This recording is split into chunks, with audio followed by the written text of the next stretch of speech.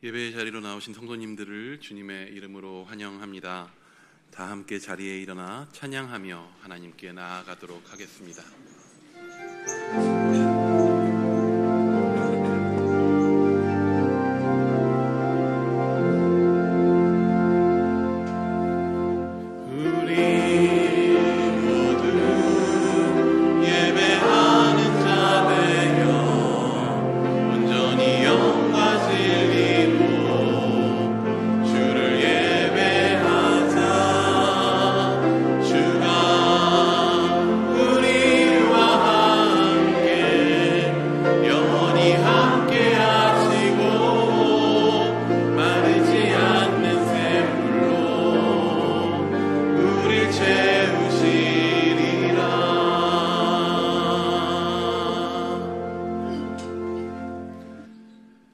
하나님이 그 일곱째 날을 복되게 하사 거룩하게 하셨으니 이는 하나님이 그 창조하시며 만드시던 모든 일을 마치시고 그날에 안식하셨음이니라. 하나님은 영이시니 예배하는 자가 영과 진리로 예배할지니라.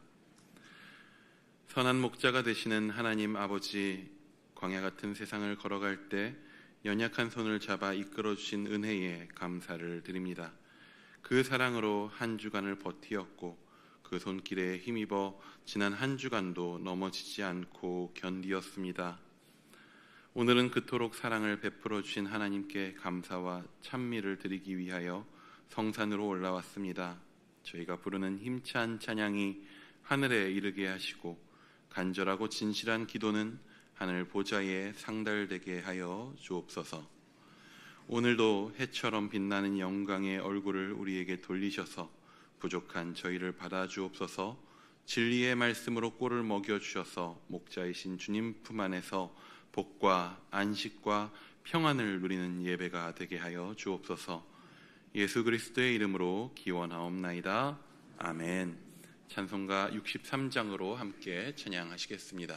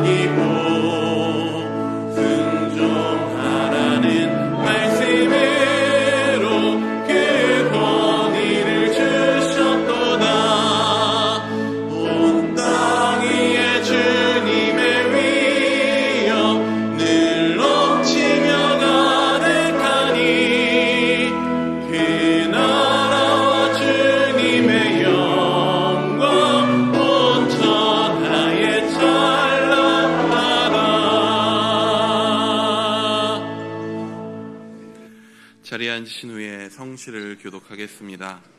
성시 교독문은 시편 99편입니다.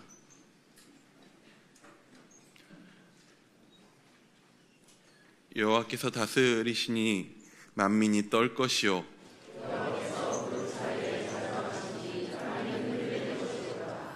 시온에 계시는 여호와는 위대하시고 모든 민족보다 높으시도다.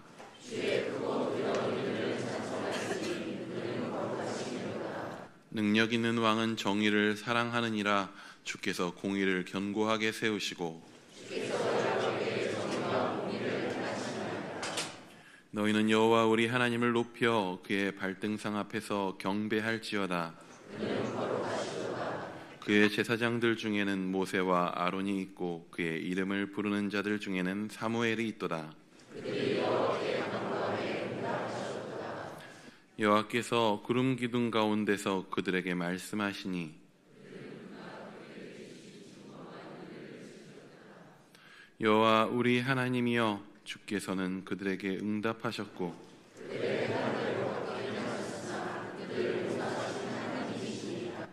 너희는 여호와 우리 하나님을 높이고 그 성산에서 예배할지어다. 아멘. 다 같이 기도하시겠습니다.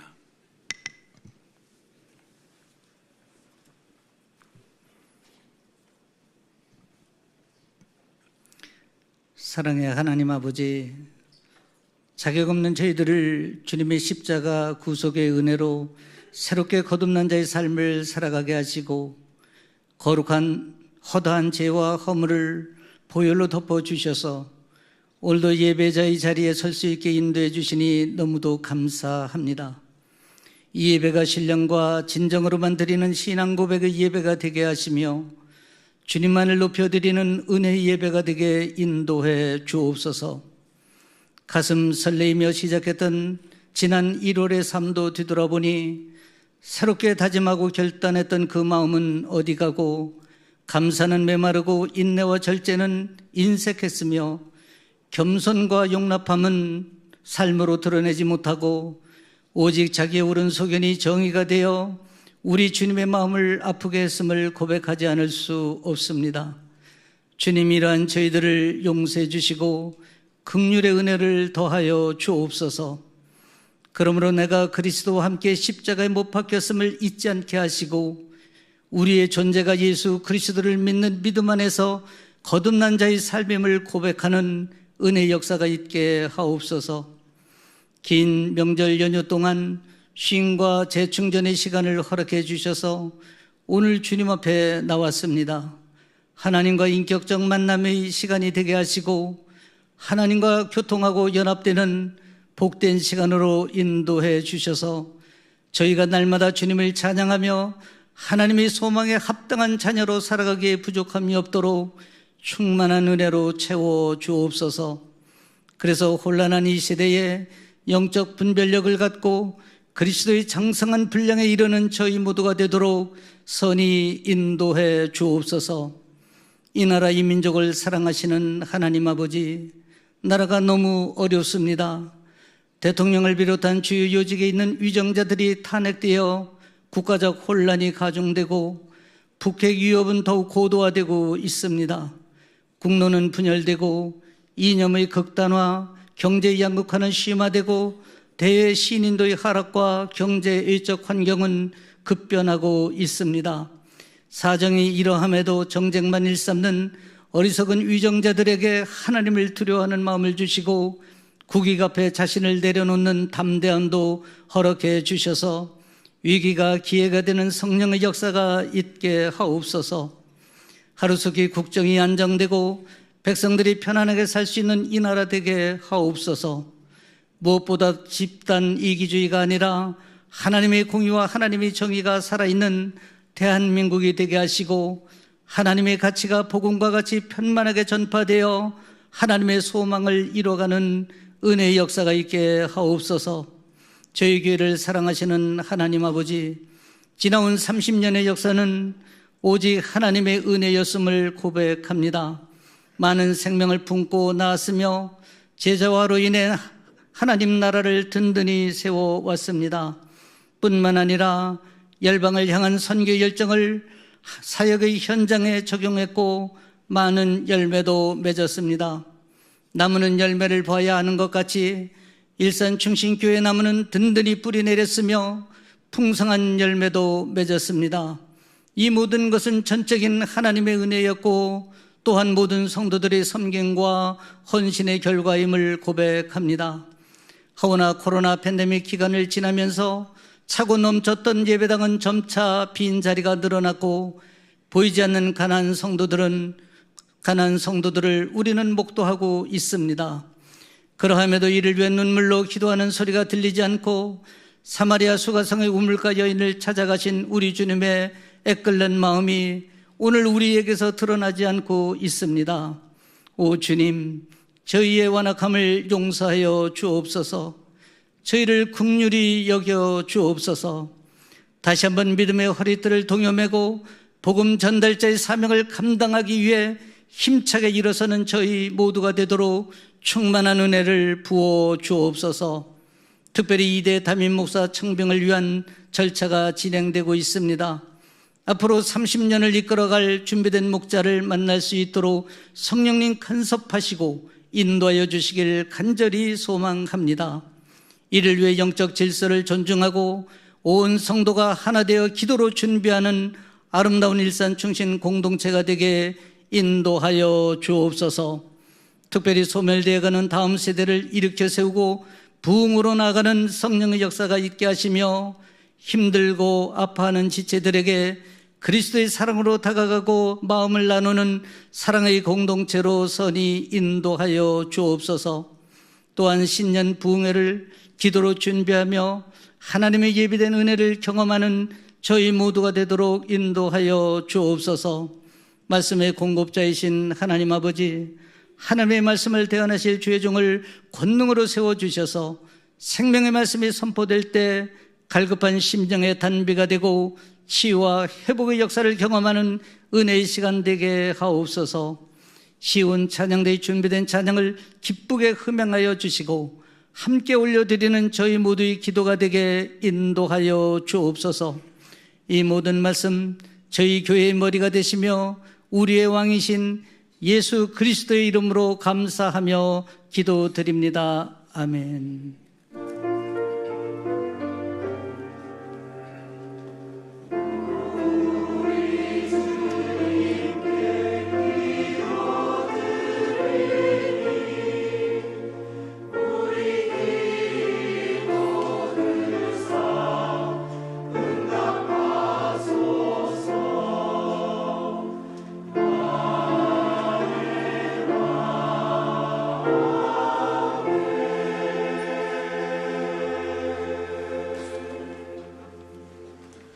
자리에 일어나 마음과 정성을 다해 드린 예물을 봉헌하도록 하겠습니다.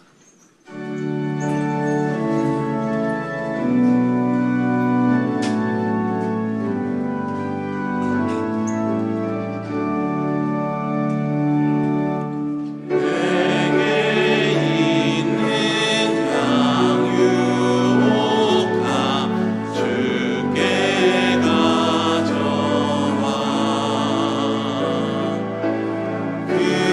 말 위에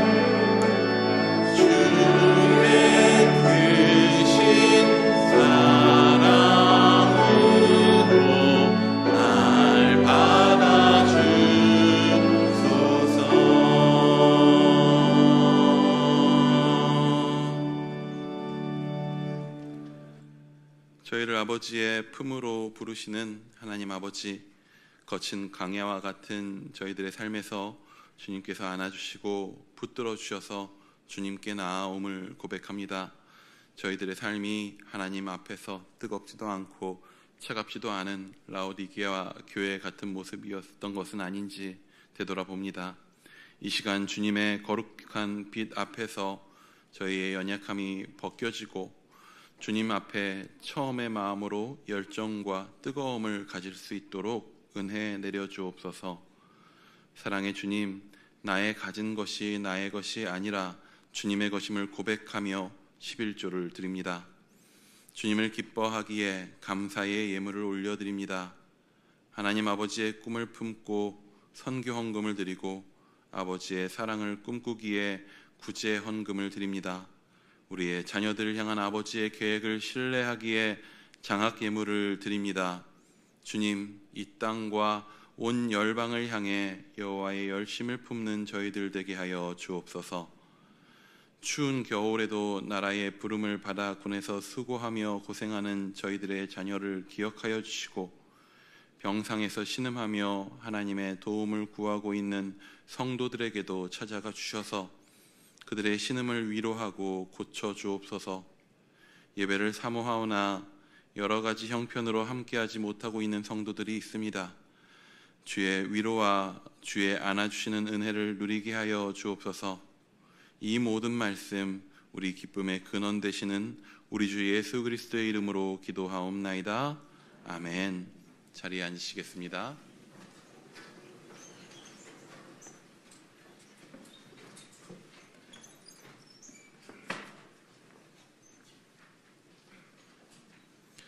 나눔의 시간입니다. 옆에 있는 분들과 하늘의 원리로 살아가는 예배자가 됩시다 라고 축복하며 인사하겠습니다.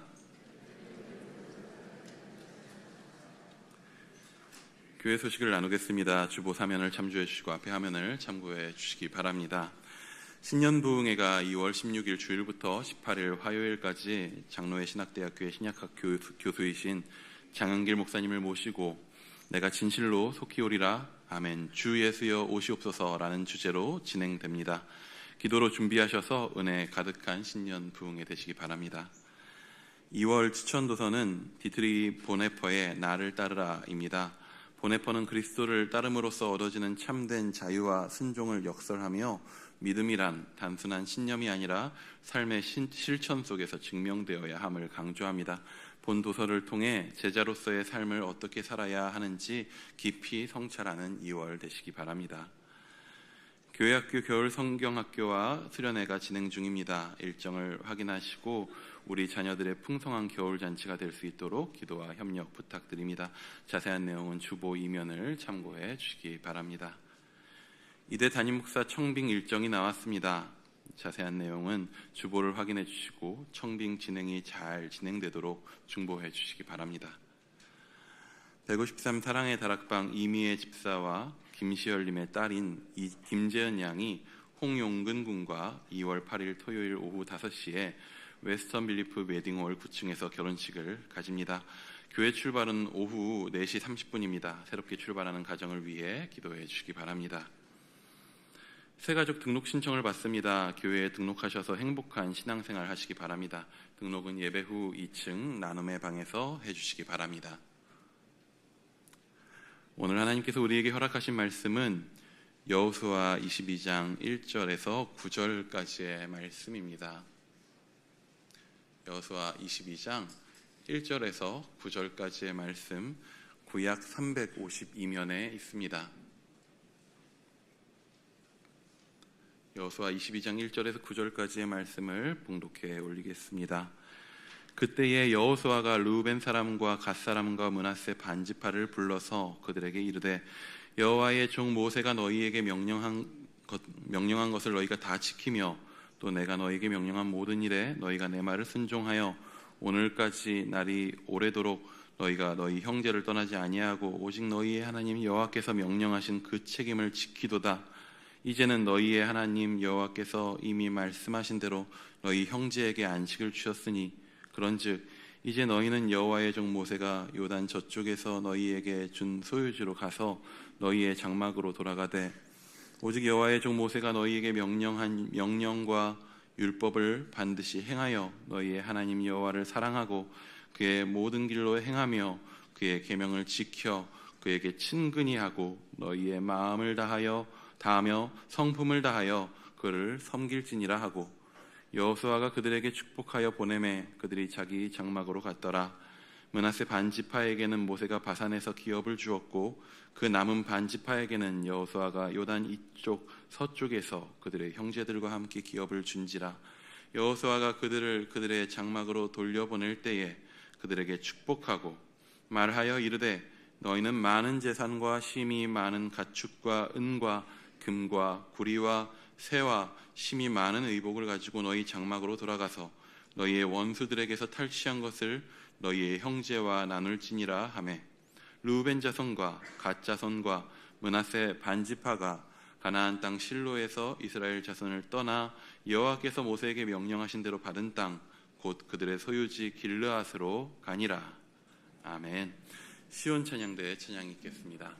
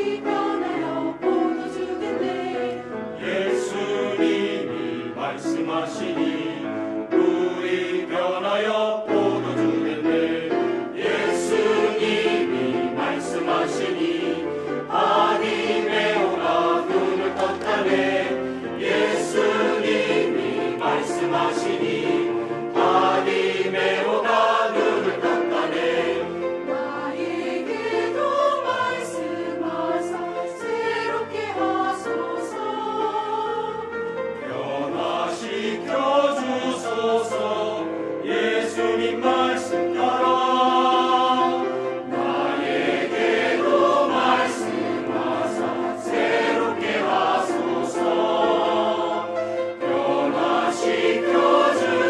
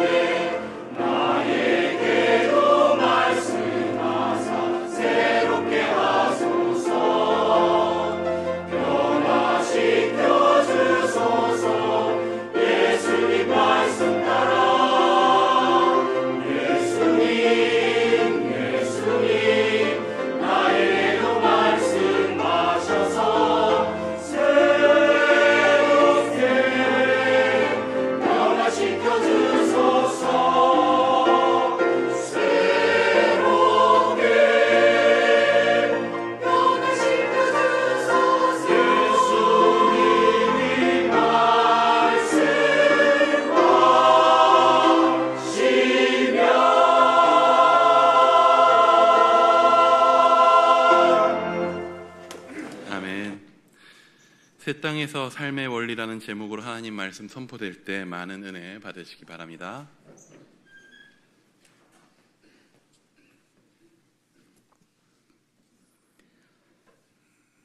하나님의 창조 계획 아래에서 인간이 다스리도록 만들어진 나라가 있습니다. 그 처음 만들어진 나라가 에덴 동산입니다. 그런데 이 나라를 하나님께서 만들어 주셨지만 인간이 하나님의 법도대로 다스리지 못하고 악을 행함으로 그 나라는 고통스러운 나라가 되고 말았습니다. 하지만 하나님은 이를 포기하지 않으셨습니다. 아담 이후로 계속해서 이 나라를 회복시키기 위해서 일하셨고 지금도 그 나라를 건설해 나가고 계십니다. 그리고 몇 번의 실패가 있었지만 그럼에도 또다시 사람을 택하셔서 그 나라를 다시 회복시키고자 하셨습니다. 그래서 이 하나님 나라 건설에 택함받은 사람이 아브라함입니다. 그리고 공간적으로 가나안 땅을 통해서 인간이 꿈꿔야 할 이상적인 나라 모델을 만들어 가셨습니다. 오늘 이 본문은 택함받은 이 아브라함의 후손들이 새롭게 꿈꿔야 할 새 땅에서 어떤 삶으로 하나님 나라가 건설될 수 있는지를 보여주고 있습니다. 이제 하나님께서 아브라함에게 약속하신 땅에 이스라엘 민족이 들어가게 되었습니다. 애굽에서 노예 생활을 하던 사람들이 땅을 얻고 자유롭게 하나님을 섬길 수 있게 되었습니다. 그리고 모세의 지도력을 이어받은 여호수아는 요단을 건너가 가나안 땅을 정복하고 레위 지파에게 48의 성읍과 목초지를 다 분배해 주는 것을 끝으로 요단 서쪽에서 가나안 땅 분배를 마쳤습니다. 이때 여호수아는 요단 동편 땅을 분배받은 르우벤 지파, 갓 지파, 그리고 므낫세 반 지파를 불렀습니다. 이들은 이미 7년 전에 요단강 동편에서 땅을 분배받은 사람들입니다. 대신에 일찍이 요단 동편 땅을 기업으로 차지하는 대가로 다른 지파들이 모두 요단 서편의 가나안 땅에서 기업을 얻을 때까지 가나안 정복 싸움 최선봉에 서서 참여한다는 조건으로 모세에게 맹세했던 사람들입니다. 그런데 이 두 지파 반은 모세 앞에서 행한 그 약속을 지켰습니다. 그리고 여호수아가 무엇을 명령하던 그 모든 일을 시행했습니다. 2절 말씀입니다. 같이 한번 읽어보시겠습니다. 시작. 그들에게 이르되 여호와의 종 모세가 너희에게 명령한 것을 너희가 다 지키며 또 내가 너희에게 명령한 모든 일에 너희가 내 말을 순종하여. 이 본문의 내용에 지키며라는 것은 모세가 명령한 것입니다. 모세가 명령한 것을 다 지켰다는 것입니다. 사실 약속을 하였지만 가족을 떠나 다른 지파가 점령해야 할 전쟁터에 앞장서서 싸운다는 거 쉬운 일입니까? 아닙니까? 7년 동안 가족을 떠나서 다른 지파를 위해서 싸운다. 쉬워요? 안 쉬워요? 요사이 보십시오. 여러분, 러시아와 우크라이나 전쟁이 일어나고 있으니까 양국의 젊은이 수십만 명이 제3국으로 도망을 가버렸어요. 왜 도망갔겠어요? 남아있다가 전쟁터에 들어가게 되면 죽을 확률이 너무 높다는 것 때문에 그러지 않았겠습니까? 그런데 용사 4만 명가량이 7년 동안 가족과 헤어진 상태에서 가나안 남부전쟁과 가나안 북부전쟁을 치르면서 최전방에서 능동적으로 전투한다는 거 쉬웠겠습니까? 많은 사람들이 자그마한 이익 앞에서 약속을 어기고 변절합니다. 그러나 이 두 지파 반은 전쟁이 거의 마무리 단계인데도 여호수아의 명령이 있기 전까지는 떠나지 않았습니다. 자신들의 지파 이익과는 상관도 없는데도 공동체를 위해 끝까지 참여하여 책임을 완수했습니다. 이들은 하나님 앞에서 자신들이 행한 약속을 지키겠다는 각오를 새롭게 하였습니다. 그리고 가나안 안에서는 땅을 분배받지 않았지만도 이스라엘이라는 한 민족 공동체에 대한 자부심이 있었습니다. 그러므로 여호수아는 7년 동안 모든 사명을 거의 마무리한 두 지파 반을 칭찬하며 이제 그들의 가족이 있는 요단 동편 새 땅으로 보내면서 새로운 삶을 요구합니다. 5절 말씀입니다. 같이 한번 읽겠습니다. 시작. 오직 여호와의 종 모세가 너에게 명령한 명령과 율법을 반드시 행하여 너희의 하나님 여호와를 사랑하고 그의 모든 길로 행하며 그의 계명을 지켜 그에게 친근히 하고 너희 마음을 다하며 성품을 다하여 그를 섬길지니라 하고. 이제 새 땅에 가서 어떤 삶의 원리를 가지고 살아가라는 것입니까? 첫째는 모세가 명령한 명령과 율법을 반드시 행하라. 반드시 행하라 그랬습니다. 모세의 명령은 요단 동편 땅에서 주어졌습니다. 그리고 이 명령은 지금 듣고 있는 두 지파 반은 요단강 서편 땅에서 여호수아 앞에서 듣고 있습니다. 지도자가 바뀌었지만도 그 명령은 하나님의 명령이라고 여기고 모세의 명령을 이어가라는 것입니다. 왜 그럴 수 있습니까? 그 이유는 모세의 지도권을 여호수아가 이어받았음을 인정했기 때문입니다.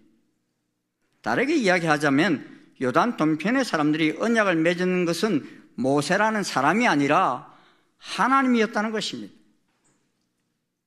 이들은 하나님과 맺은 언약이었기에 대리자가 모세에게 여호수아로 바뀌었어도 전쟁의 모든 과정 속에서 순종했습니다. 그 순종에는 때로는 가장 위험한 임무를 받았을 때도 있었을 것입니다. 그러나 그들은 순종했습니다. 그러므로 여호수아는 오늘 이러한 태도로 전쟁에 동참한 요단 동편 지파들을 칭찬하고 있는 것입니다. 그러면서 이제 요단 동편으로 돌아가는데 돌아가셔도 모세가 너희에게 명령한 명령과 율법을 반드시 행하라고 말합니다. 요단 동편으로 건너간 두 지파 반을 향한 여호수아의 걱정이 무엇이었겠습니까? 이제 지리적으로 멀어집니다. 이 두 지파 반과는 중간에 강이 하나 흐르고 있어요. 9지파 반과 두 지파 반의 사이에 강이 흐르고 있는데 무슨 강이 흘러요? 요단강이 흐르고 있어요. 그리고 요단 동편 주변에는, 요단 서편 쪽에는 다 주변에 지중해가 있어서 바다밖에 없어요. 그런데 요단 동편 쪽 주변에는 다 이방 나라들이 진치고 있어요. 그러기에 가장 지키기 힘든 것이 모세를 통해서 이스라엘 공동체에 주신 하나님 명령과 율법을 반드시 행하는 것이 이 요단 동편 지파들이 제일 힘들 것이다 하는 생각에서 이 말씀을 하시는 것입니다. 이들은 사실 요단 동편 땅을 지나올 때 아직 가나안 땅에 들어가기도 전에 모압 여자들과 음행을 하고 이방신들에 절하다가 큰 어려움을 겪었던 경험이 있지 않습니까? 한문에 금묵자흑이라는 말이 있지요. 먹물을 가까이 하면 검어진다 하는 말입니다. 아무래도 이 사람들은 환경의 영향을 받습니다. 그러게 그런 이방 종교와 풍습에 물들지 않기 위해서는 모세 지도자를 통해서 주신 명령과 율법을 자자손손 반드시 행하여야 하겠기에 간곡하게 부탁한 것입니다.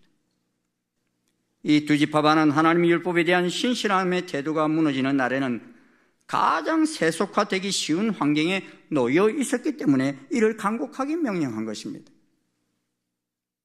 그러므로 이들은 비록 약속의 땅 밖에 정착하게 되었습니다. 하지만 하나님이 택하신 공동체임을 잊지 않게 하기 위해서 요단 서편의 이스라엘 백성들과 같은 법을 지켜야 했습니다.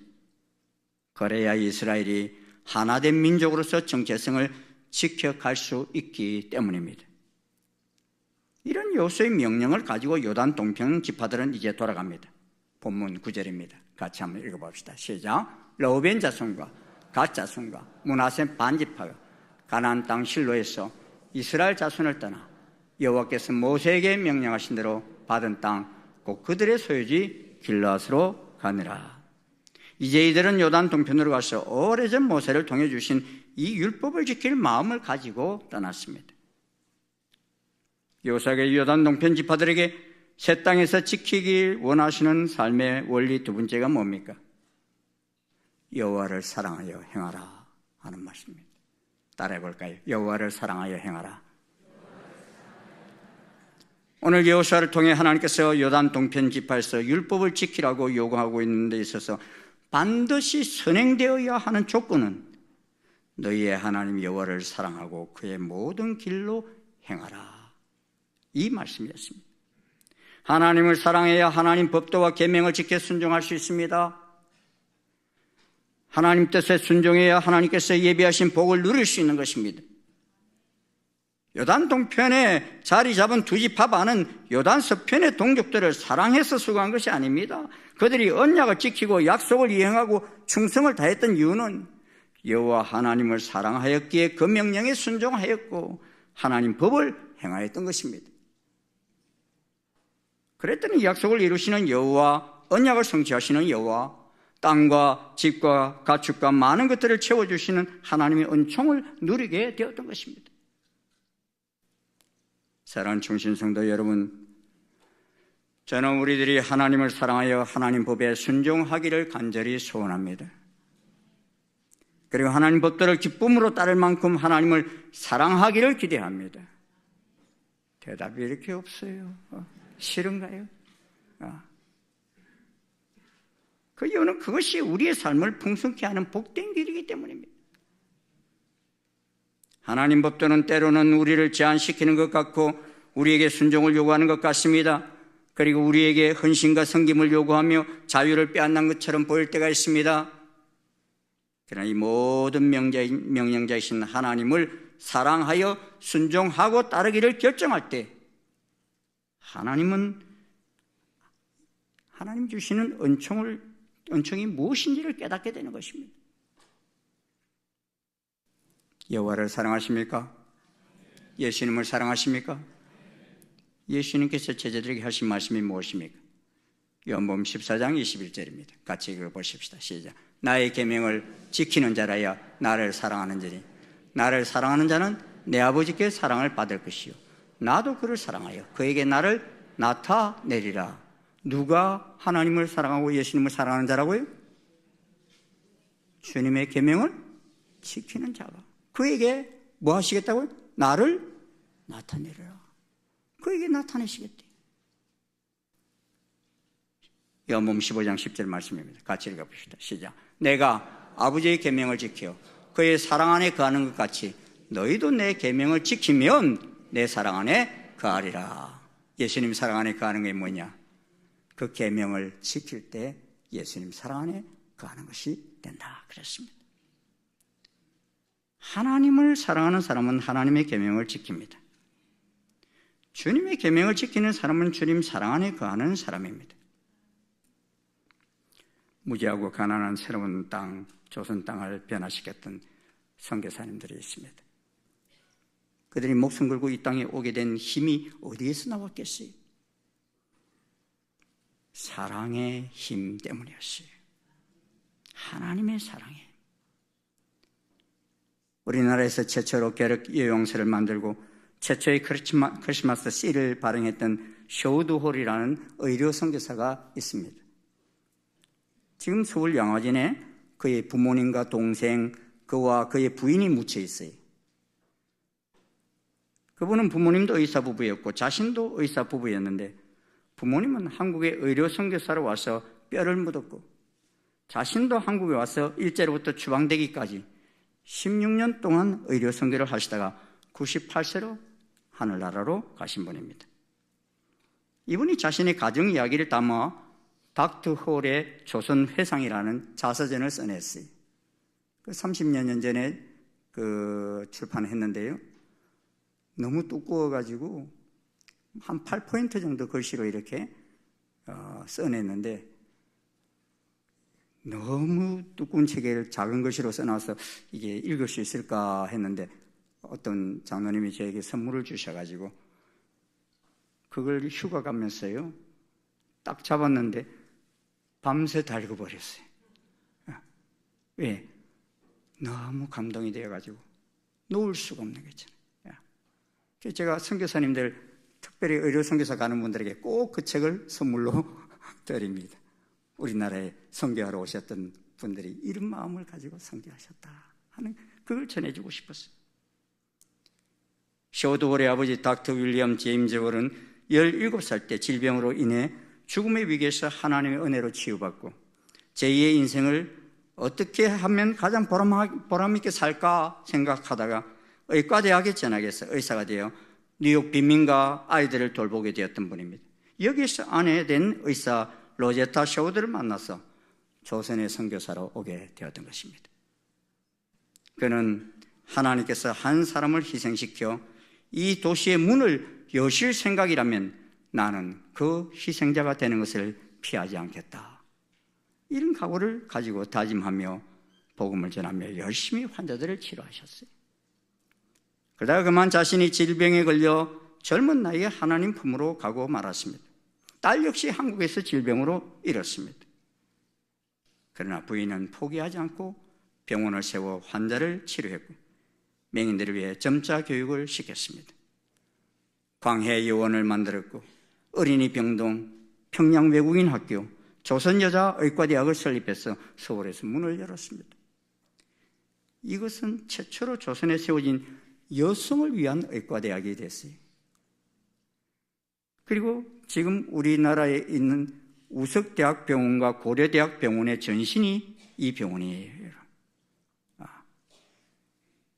왜 이분들이 이런 모진 순환을 겪으면서 환영받지 못하는 새로운 땅에 와서 선교했겠습니까?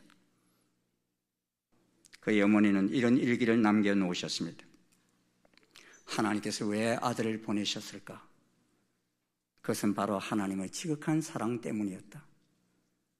하나님께서 세상을 이처럼 사랑하사 독생자를 주셨으니 이 말씀은 말로 형언기 어려운 그러한 사랑 때문이었다. 나는 그 자리에서 무릎을 꿇고 고백할 수밖에 없었다. 당신은 나를 보내셨고 당신이 나를 사랑하신 것 같이 나는 저들을 사랑합니다. 어째서 우리를 그토록 사랑하시는지 알 수 없지만 하나님께서 정말로 우리를 사랑하신다는 것을 압니다. 그토록 사랑하지 않으면 우리를 위해 고통당하리라고 예수님을 보내시지 않았을 것입니다. 하나님께서 자신의 아들을 사랑하신 것처럼 이 조선 사람들도 사랑하고 계신다는 것에 생각이 미치자 만나는 사람마다 잡고 이 좋은 소식을 말하고 싶은 열망에 불타게 되었다. 남편과 딸을 이방 땅에 묻으면서까지 뜨겁게 하나님을 사랑하는 한 선교사님의 고백입니다. 사랑하는 이처럼 강력한 힘이 있었습니다. 그 강력한 힘은 지옥 같은 세상을 천국으로 바꾸는 것입니다. 가난도 수치도 창피함도 수모도 그 사랑의 용광로에 들어가서 다 녹여버린 것입니다. 이는 여호와를 사랑하여 이 새로운 땅을 사랑으로 녹여버린 것입니다. 이제 새 땅에 가서 살아갈 세 번째 원리가 무엇입니까? 세 번째는 여호와에게 친근히 하고 섬기라 하는 말씀입니다. 따라해 봅시다. 여호와에게 친근히 하고 섬겨라. 그의 계명을 지켜 그에게 친근히 하고 너희 마음을 다하며 성품을 다하며 그를 섬길지니라. 친근히 하다는 말씀은 착 달라붙다, 굳게 매달리다 이런 뜻입니다. 여러분은 하나님하고 친하고 싶습니까? 하나님이 주신 계명을 지키십시오.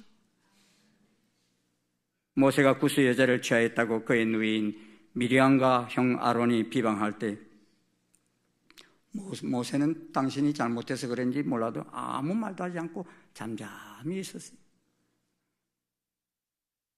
근데 하나님께서 이 누이 미리암과 형 아론을 부르십니다. 그러시면서 하신 말씀이 내 말을 들으라. 너희 중에 선지자가 있으면 나 여호와가 환상으로 나를 그에게 알리기도 하고 꿈으로 그에게 말하기도 하거니와 내 종 모세와는 그렇지 아니하니 그는 내 온 집에 충성함이라. 그와는 내가 대면하여 명백히 말하고 엄밀한 말로 하지 아니하며 그는 또 여호와의 형상을 보거늘 너희가 어찌하여 내 종 모세 비방하기를 두려워하지 않느냐 그러셨어요. 무슨 말씀입니까? 모세는 너희들과 친한 정도가 정도와는 다르다는 것이에요. 나와는 너무 친하다는 것입니다. 너희들의 관계와 모세와의 관계는 다르다는 것입니다. 그러게 내가 세웠고 혼내쳐도 내가 혼내칠 텐데 너희가 왜 비방하기를 두려워하지 않느냐는 것입니다. 하나님과 친밀한 축복이 얼마나 큰 복인가 하는 것을 보여줍니다.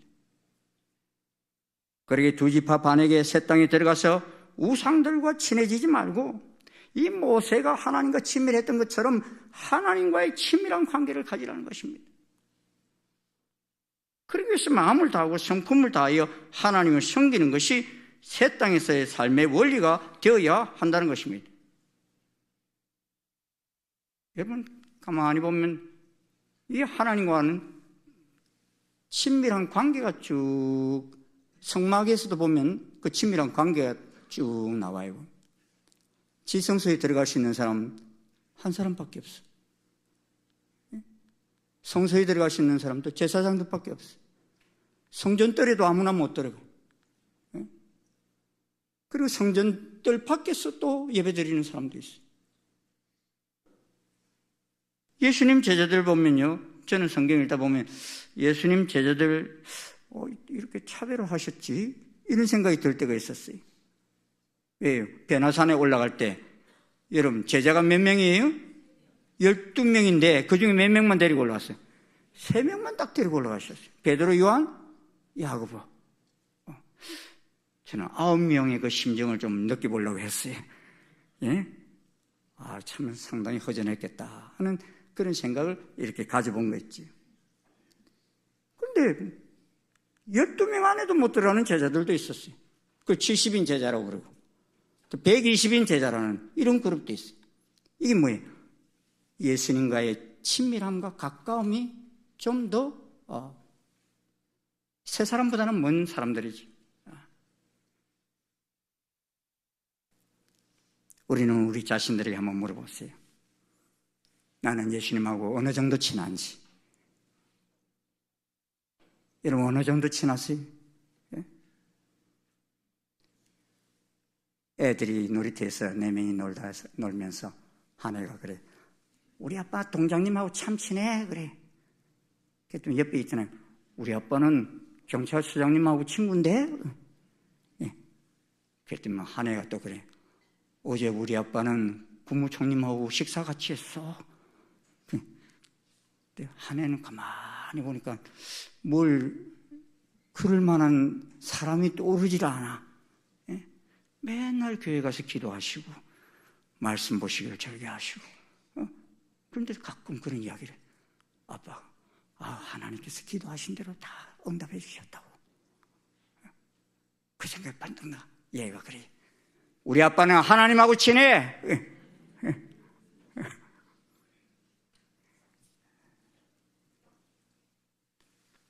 한 번은 저는 미국의 동부에 있는 한 성령사역 세미나에 참석하기 위해서 비행기를 타고 가는데 비행기에서 이 말씀을 묵상하다가 예수님 신랑이시고 마지막에 우리는 다 주님의 신부가 된다 하는 그 말씀을 쭉 보면서 참 감사하다 이렇게 생각이 들어야 되는데 제 마음속에 무슨 생각이 드는가 하면요, 신부가 너무 많아서 나 같은 신부 관심이나 가져주실까?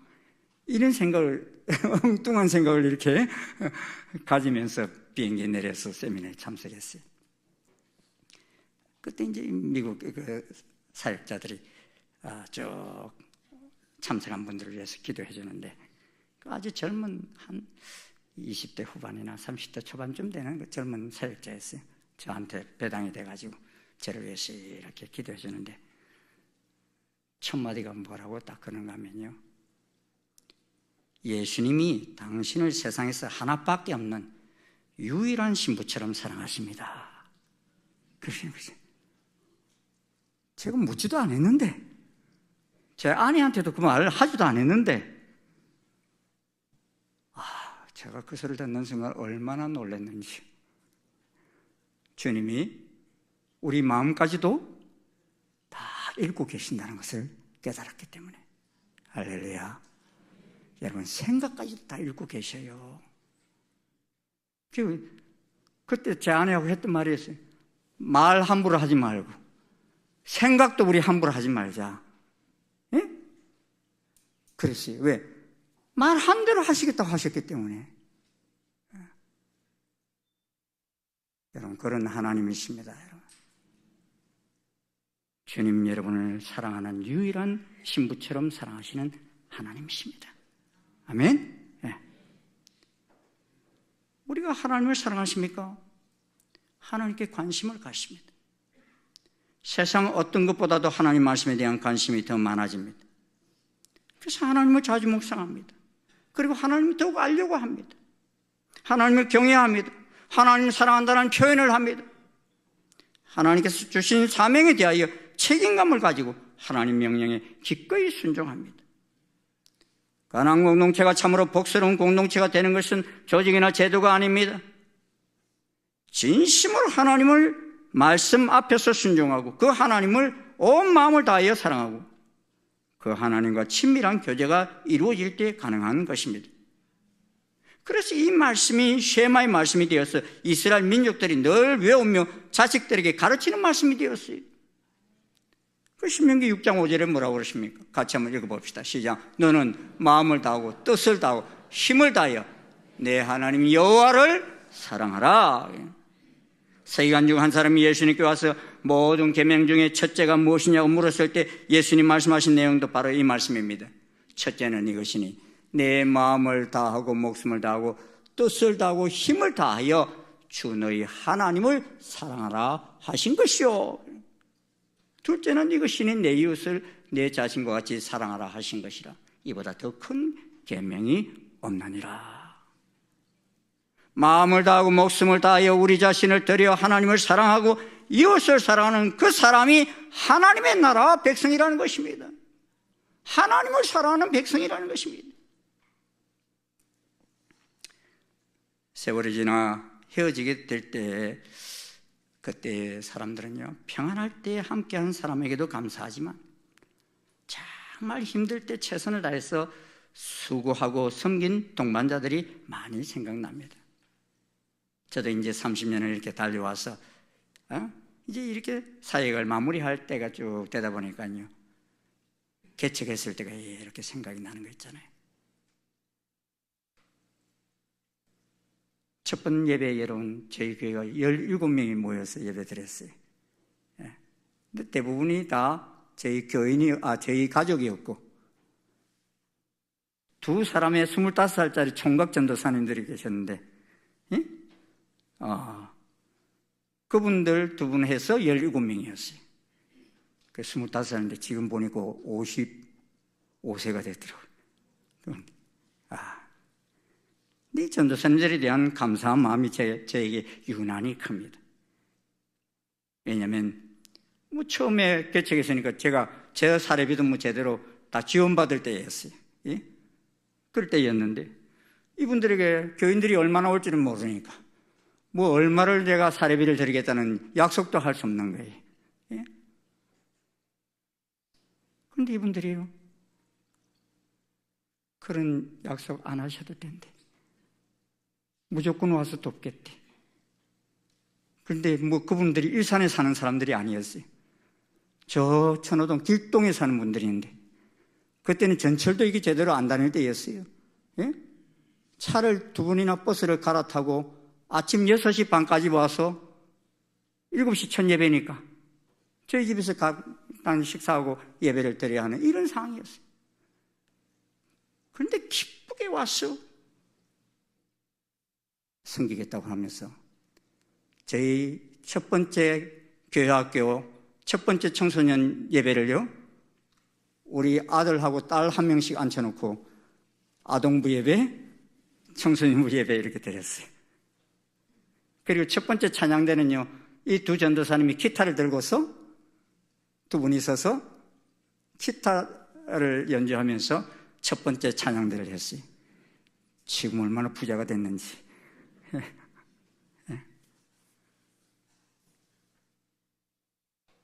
참 너무 감사하다 하는 생각을 제가 잊혀지지가 않습니다. 왜냐하니 가장 힘들고 연약할 때 섬겨주셨던 분들이기 때문입니다. 개척을 시작하고서 계속 성도들이 모이다 보니 늘 공간이 한계를 느끼게 되었어요.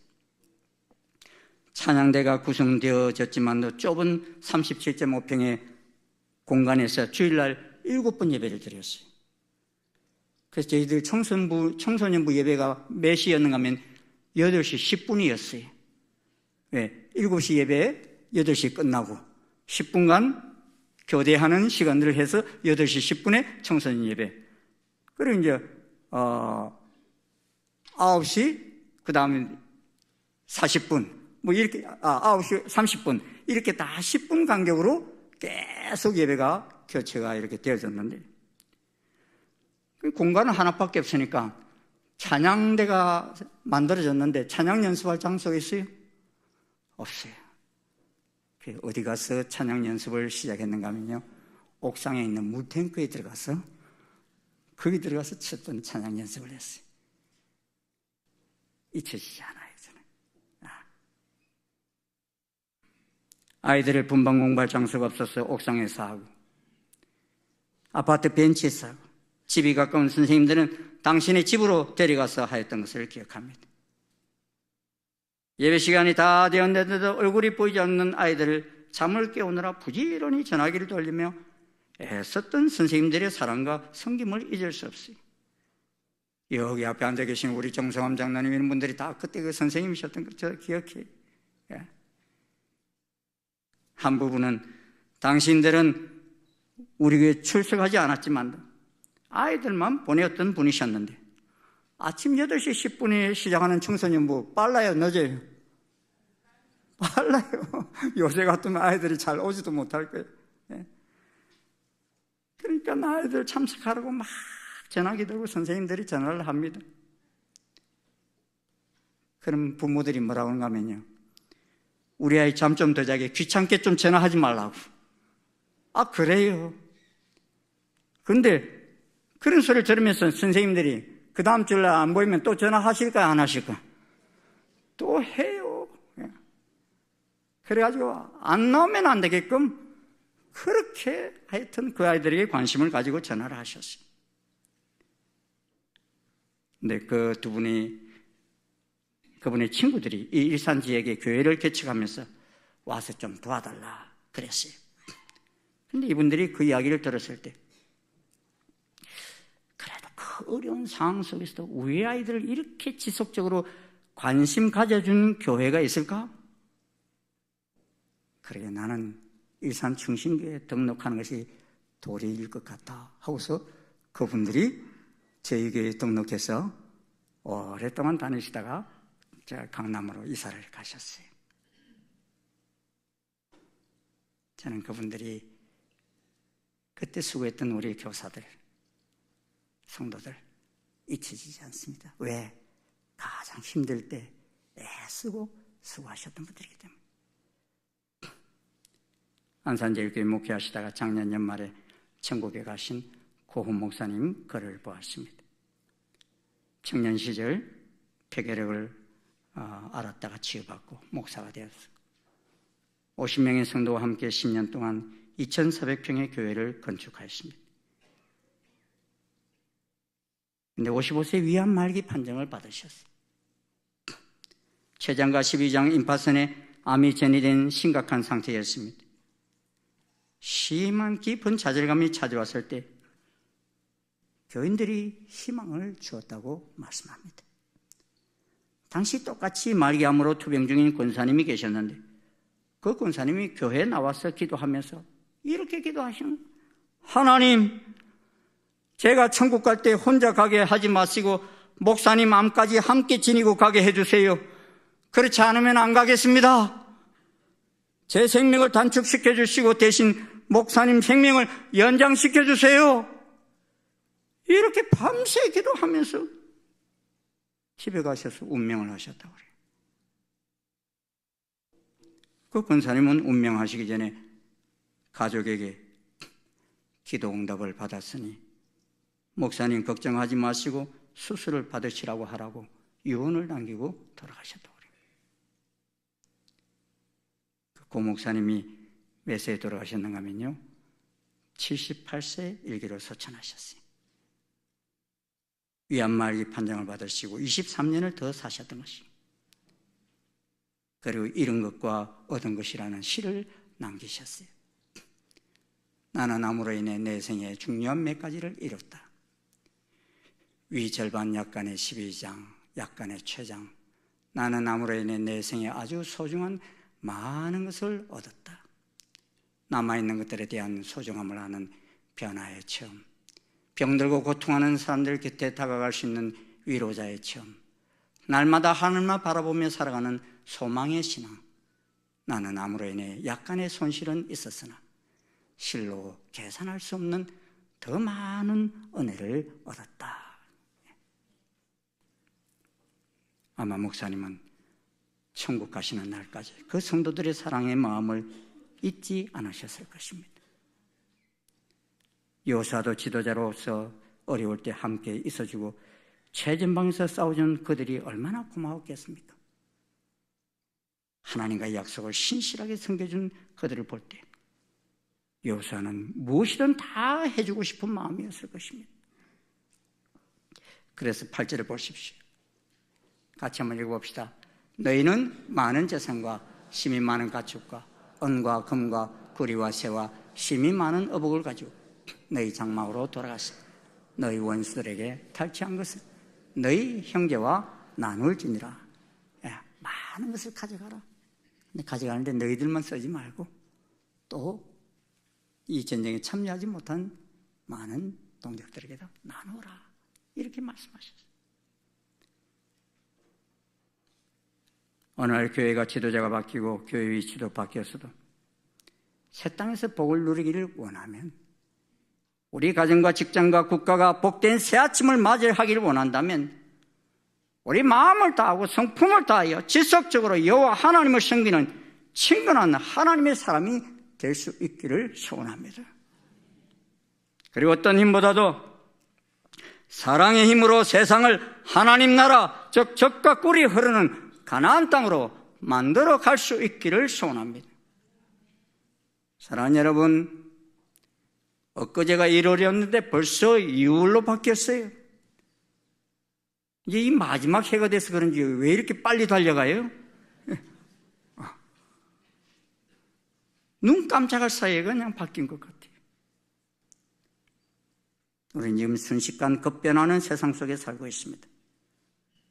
하지만 세상이 아무리 급하게 바뀌어도 하나님 법도를 마음에 새기고 하나님과 친밀해지는 관계는 이 2월에 더 깊어지기를 주의 이름으로 축원합니다. 그러한 우리들이 밟는 이 새로운 세상은 하나님의 사랑으로 덮이게 되는 2월이 될 것입니다. 이 은총이 우리 가정에, 우리 교회에, 우리 민족에게, 열방에 넘쳐날 수 있기를 주의 이름으로 축원합니다. 기도하시겠습니다. 고맙습니다, 주님. 흑암의 건세 아래 있던 이 땅에 주님, 주님의 사랑을 짊어지고 온 많은 선교사님들 때문에 주님, 이 땅이 이렇게 복된 나라가 되었습니다. 저희들은 새 하늘, 새 땅을 받게 되었는데 하나님, 저희들이 어리석음으로 인해서 하나님과 점점 멀어짐으로 인해서 다시 이 땅들이 황무한 땅이 될까 심히 두렵습니다. 이 땅을 주님 공산화시키려고 하는 세력들도 있고 이 땅을 아주 악한 세상을 만들어 가려고 하는 그런 아버지 무리들도 있습니다. 주님, 하나님이 허락하신 이 나라, 이 땅, 우리의 가정, 하나님 기뻐하시는 복된 땅으로 만들어가는 저희들 에게 도와주시옵소서. 그러기 위해서 마음을 다하고 뜻을 다하고 정성을 다하여 하나님을 사랑하며 하나님의 법도를 지키며 그 계명을 지킴으로 말미암아 저희들이 밟는 땅마다 하나님 기뻐하시는 공동체로 바꿔가는 놀라운 역사가 있게 인도해 주시옵소서. 예수님 이름으로 기도드리옵나이다. 아멘. 다 자리에서 일어나셔서 347장 찬송 부르시겠습니다.